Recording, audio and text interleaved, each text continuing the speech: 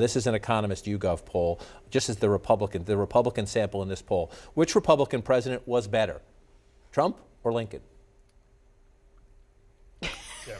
Well, Speechless. I mean, look, what that speaks to, I think, is the intensity with which the Republican base, the Trump base, is,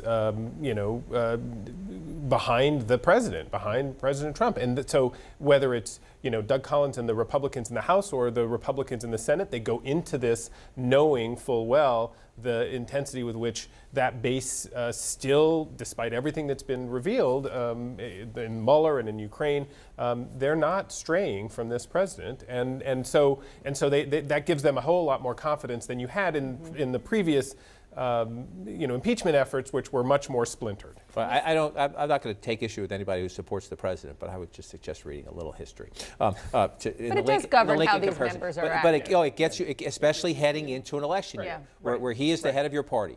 And you see what he does to people who criticizes him. If you're a Republican, right now, based on every piece of data you see, the safest place, no matter what you think, whether you think Rudy Giuliani should have done this, whether the president was wrong in doing this, the safest place politically is to stay right there.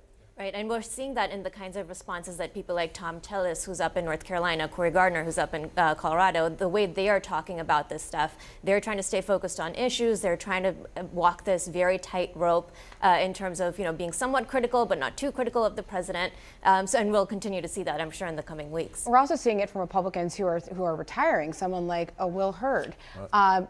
Probably because he wants a political future. And even if he's stepping away, it doesn't mean he's done with politics forever. Right, Trump has changed the party. We don't know what it's going to look like in 2 years, 4 years, 6 years, 8 years, but he has changed the party, and at least some of those voters are going to be in your Republican Party if you want to be, whether you're Will Hurd or anyone else.